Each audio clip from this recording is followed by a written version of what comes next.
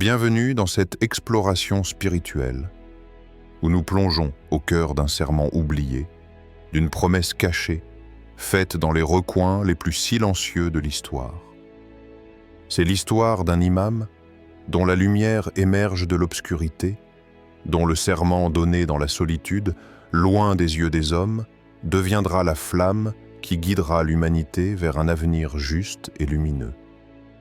Aujourd'hui, nous parlerons de cette promesse. La promesse que l'imam al-Mahdi se fera à lui-même, un pacte sacré entre lui et Allah, un serment qui définira sa mission divine. Soyez prêts, car cette vidéo vous emmènera dans un voyage de réflexion, de méditation et de vérité. Un voyage à la rencontre de la promesse secrète mais puissante, de celui qui apparaîtra un jour pour restaurer la justice et la lumière dans ce monde. 1. La naissance de la promesse. Avant même que le monde ne le reconnaisse, avant que son nom ne résonne sur les lèvres des croyants, avant que son existence ne soit que murmurée à travers les générations, il y eut un moment silencieux, oublié de l'humanité, mais pourtant gravé dans le livre d'Allah.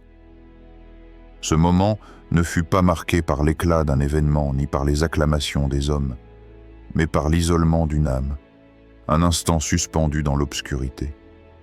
Le futur imam al-Mahdi, alors qu'il était encore dans l'invisible, se trouvait seul, dans une nuit profonde, un ciel sans lune qui enveloppait le monde d'une ombre silencieuse. Il leva ses mains ensuite vers Allah, ses doigts tremblants sous l'immensité du vide. À cet instant, aucune lumière extérieure ne venait apaiser son âme, si ce n'est la lumière divine qui naissait dans son cœur, une lumière dont seul Allah est la source. Dans ce silence absolu, sa voix, faible mais déterminée, s'éleva.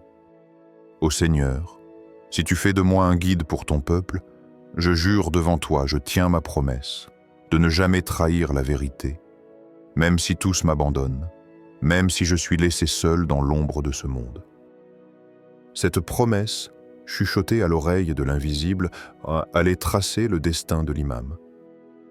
Ce n'était pas une promesse d'apparence, ni une promesse qui se mesure par la gloire terrestre ou l'adulation des foules. C'était une promesse profonde, une promesse à l'intérieur de lui-même, cachée aux yeux des hommes, mais connue de son Créateur. Une promesse qui ne pourrait être brisée, car elle était forgée dans les moments les plus vulnérables de son âme. L'imam al-Mahdi, bien avant que sa mission ne commence, savait que la vérité demandait un prix élevé.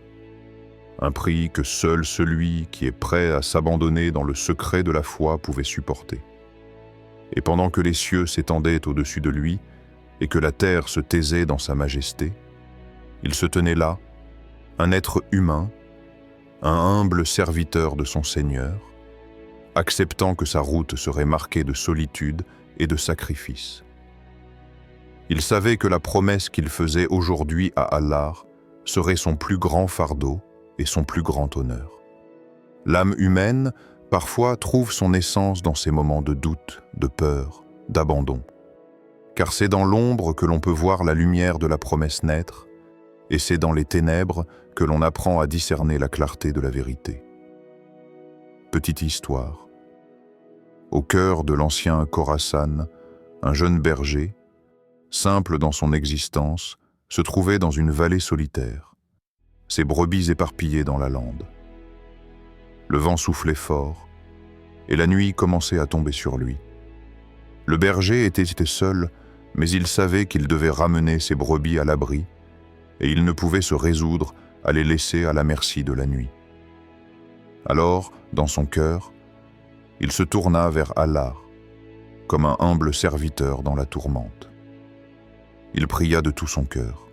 « Ya Allah, même si je suis seul, je ramènerai chacune d'entre elles à toi. » Ce berger ne savait pas, mais dans cette prière, il reflétait une mission bien plus grande que la sienne. Il représentait l'imam caché, celui qui, seul dans l'obscurité, marchera pour ramener les âmes égarées vers la lumière divine. Le berger, dans sa simplicité, incarna l'essence de la promesse. Même dans l'isolement, la vérité doit être cherchée et protégée, car Allah est celui qui guide. Il savait que son engagement envers la vérité, aussi petit qu'il puisse paraître, résonnait dans l'immensité du monde d'Allah. Quand as-tu, toi aussi, fait une promesse dans la solitude de ton cœur, oublié du monde mais connu d'Allah? Est-ce qu'il y a un instant dans ta vie où tu as juré, dans le silence, de ne jamais trahir la vérité, même lorsque personne ne regarde? Quelle était cette promesse et quel en était le prix? Lorsque l'âme se retrouve dans le secret de l'intimité avec Allah, c'est là que se trouve la véritable force. Les promesses faites dans l'invisible ont un pouvoir immense. Mais l'accomplissement de ces promesses, c'est là que réside le véritable test de la foi. 2. La solitude avant la lumière. Avant l'appel, il y eut l'abandon. Avant la reconnaissance, il y eut la solitude.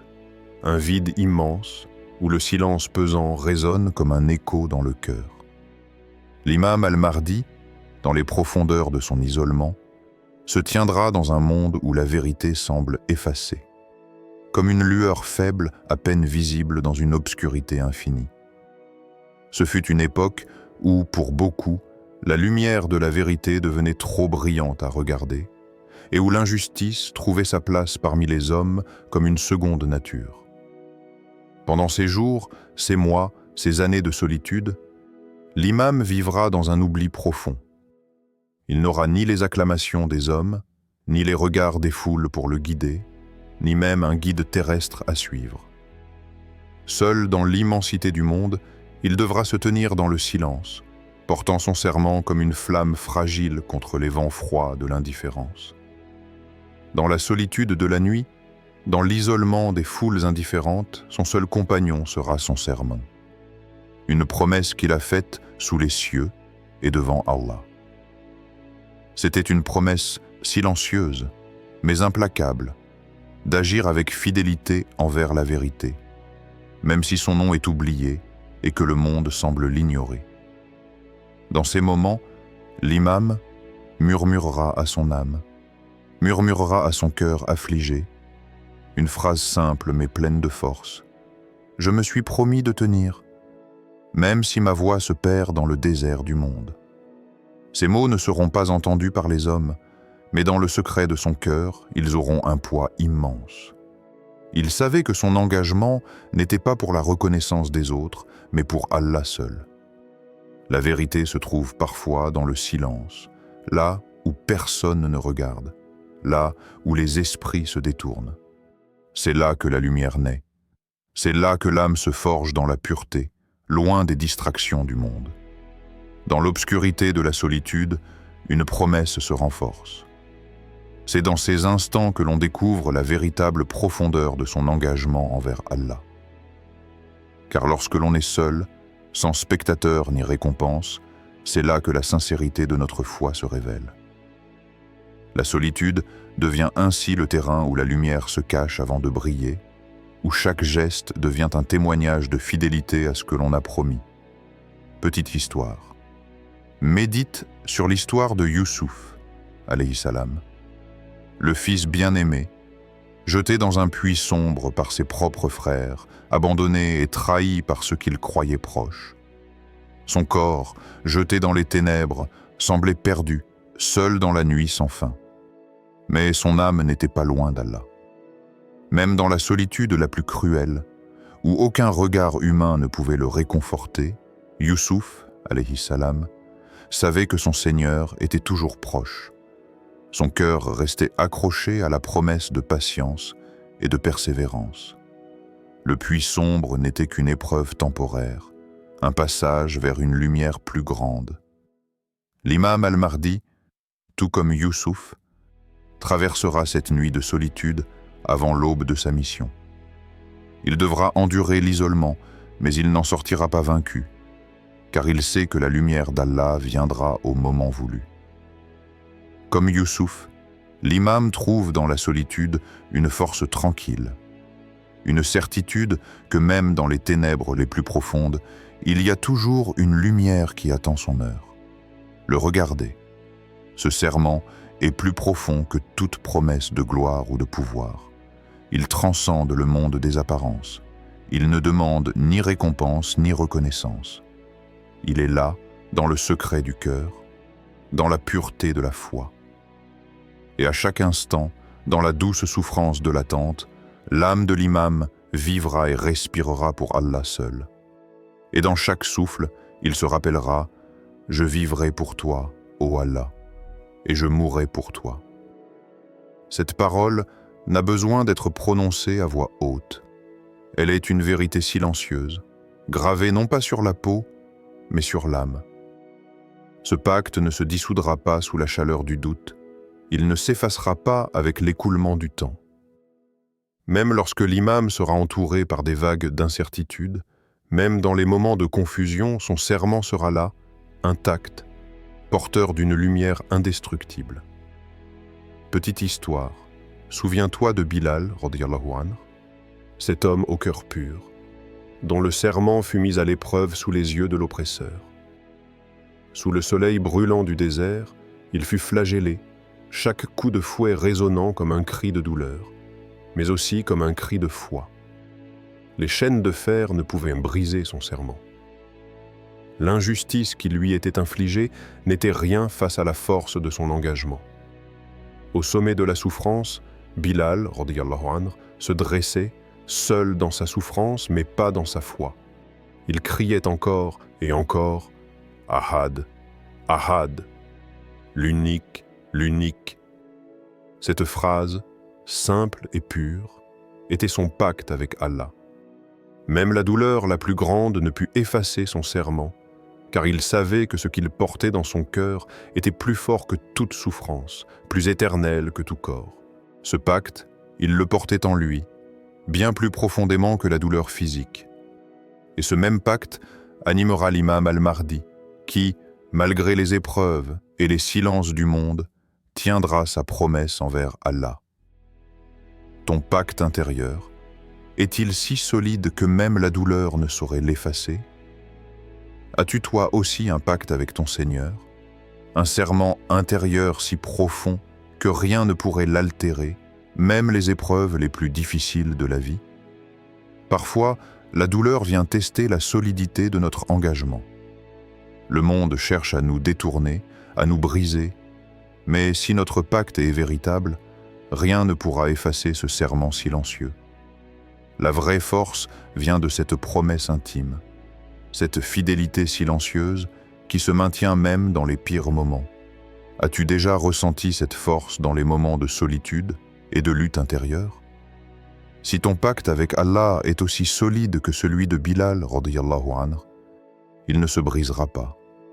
Il deviendra la lumière dans ton cœur, même au milieu de l'obscurité. 4. La force de l'invisible. Le monde mesurera l'imam par ses victoires futures. Il regardera ses actions, ses batailles, ses conquêtes. Mais Allah, lui, ne mesure pas son imam par les conquêtes visibles. Il ne mesure pas la grandeur d'un homme par ses titres ou son pouvoir. Allah mesure l'imam par sa fidélité secrète. C'est dans les moments où personne ne regarde, dans les instants où il n'y a ni reconnaissance ni récompense, que se trouve la véritable grandeur.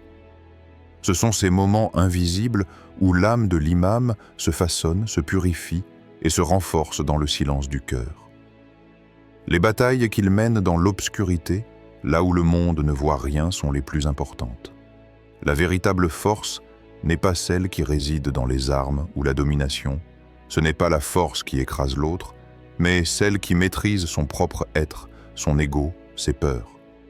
La force intérieure réside dans la capacité à se tenir fermement sur la voie de la vérité, même lorsque personne ne le remarque, même lorsque la tentation frappe. L'imam al-Mahdi sait que son combat le plus important n'est pas celui contre des ennemis extérieurs, mais contre lui-même. C'est son combat intérieur, contre ses faiblesses, ses doutes et ses propres désirs qui représentent son véritable djihad. Et dans la solitude de ses nuits, il chuchotera encore « Ô Allah, je fais le serment de ne jamais laisser mon âme devenir mon tyran. Cette promesse est plus difficile que toute autre conquête. Car il n'y a pas de victoire visible, il n'y a pas de gloire pour ceux qui triomphent de leur propre ego dans le silence. Mais ce combat est le plus noble de tous. Celui qui conquiert son âme devient libre, libéré des chaînes du désir, des illusions et de l'orgueil. Il marche dans la lumière du serviteur, humble, sincère, pur. Ce combat si intime est celui que l'imam vivra chaque jour, avant même de rencontrer ses partisans ou de prendre la tête des armées. Le premier djihad, celui contre soi-même, est la clé de toutes les victoires. Petite histoire. Un jour, un sage, après avoir médité sur la nature de l'âme humaine, déclara « Le plus grand djihad est de lutter contre soi-même dans l'obscurité, quand personne ne regarde. » Ce combat silencieux et solitaire est le plus grand des combats. Personne ne le verra. Aucun applaudissement ne suivra. Aucun titre ne sera attribué à celui qui le mène. Pourtant, dans l'obscurité, c'est là que se trouve la vraie victoire. Cette victoire n'est pas bruyante. Elle ne se mesure pas par des trophées ou des honneurs. C'est la victoire de l'âme sur ses démons intérieurs, sur ses faiblesses. Et c'est ce combat que l'imam al-Mahdi vivra en premier, avant que ses partisans ne se rassemblent autour de lui. Avant qu'il ne sorte dans le monde, il aura déjà remporté la plus grande victoire, la victoire sur lui-même. Car ce n'est que lorsque l'on maîtrise ses propres désirs, ses pensées, ses actions, que l'on peut véritablement être un guide pour les autres. Sur ton propre chemin, es-tu prêt à combattre les batailles que personne ne verra, sauf Allah? Il y a des batailles que personne ne verra, des combats que tu mènes dans ton cœur, dans ton esprit, dans le secret de tes nuits. Ces combats sont souvent invisibles aux yeux du monde. Personne ne saura jamais les sacrifices que tu fais pour rester sur le droit chemin, pour ne pas céder à la tentation, pour ne pas laisser ton âme te diriger vers l'égarement. Et pourtant, ces combats sont les plus importants. Si tu es prêt à mener cette guerre intérieure, si tu es prêt à triompher de tes faiblesses même lorsque personne ne regarde, alors tu comprends le véritable djihad. Et tu sais que, dans ce chemin de lutte intérieure, c'est Allah seul qui te voit et te récompensera. 5. La renaissance de la promesse. Viendra un jour où la promesse cachée éclatera au grand jour. Un jour où le serment secret, fait dans l'obscurité des nuits solitaires, deviendra le flambeau éclatant qui guidera l'humanité perdue. Ce jour-là, l'âme de l'imam al-Mahdi ne viendra pas avec orgueil. Il n'entrera pas dans l'arène du monde avec le bruit des armes ni les trompettes de la victoire. Non. Il émergera dans une sérénité profonde, la tranquillité de celui qui, avant même de prendre la tête des armées, a déjà vaincu l'ennemi le plus redoutable, son propre cœur, son propre ego. Son calme ne sera pas l'inaction, mais la paix issue d'une lutte intérieure. Il sera l'incarnation de la promesse tenue, celle qui n'a pas tremblé face à l'adversité, celle qui n'a pas cédé aux ténèbres. Il sera le guide lumineux qui fait resplendir la lumière d'Allah dans ce monde. Et il dira avec la force de sa conviction et la douceur de son âme, « Seigneur, je t'ai promis, aujourd'hui, je m'avance pour toi. » Ce jour-là, lorsque l'imam al-Mahdi apparaîtra devant le monde, ceux qui ont le cœur pur reconnaîtront instantanément sa lumière. Il ne s'agira pas d'une lumière physique, mais d'une lumière spirituelle, une lumière née de la promesse tenue dans l'invisible, une lumière que certains sentiront dans les profondeurs de leurs âmes. La Mecque, ce lieu sacré, accueillera l'imam, et parmi la foule, certains pleureront sans même savoir pourquoi. Leur cœur, leur âme, reconnaîtront la lumière d'une promesse réalisée, d'un serment caché depuis des éons, d'une promesse faite à Allah et tenue dans les ténèbres du monde. Petite histoire. Lorsque la Mecque, centre spirituel de l'islam, accueillera le Mahdi, une scène émouvante se déroulera. Dans la foule des croyants, certains, sans raison apparente, commenceront à pleurer. Ces larmes ne seront pas le résultat d'une simple émotion, non. Ce seront des larmes d'âme.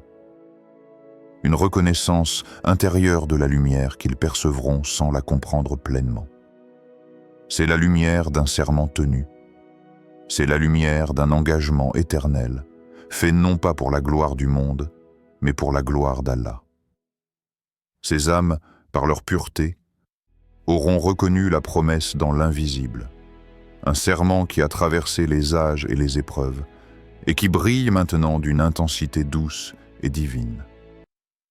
Et toi, ô voyageur de la foi, quelle promesse offres-tu aujourd'hui à Allah pour ce monde et l'autre? Il n'est pas trop tard. Chaque jour, dans chaque instant, Allah attend notre serment, notre engagement envers lui, la promesse de purifier nos cœurs, de nous tenir fermes dans la vérité, de ne jamais abandonner la voie de la justice, même lorsque les épreuves se multiplient. Ce serment est secret, tout comme celui de l'imam Al-Mahdi. Il est caché dans l'intimité de ton cœur, mais c'est ce serment qui fera naître la lumière. Et comme le Mahdi, chaque croyant a la possibilité de faire jaillir cette lumière, de tenir sa promesse et de s'avancer, non pas avec arrogance, mais avec la sérénité d'un cœur purifié. Alors, pose-toi cette question. Quelle promesse fais-tu aujourd'hui, pour toi-même et pour l'humanité? Quel serment offres-tu à Allah qui guidera ton âme sur le chemin de la lumière, ici et dans l'au-delà?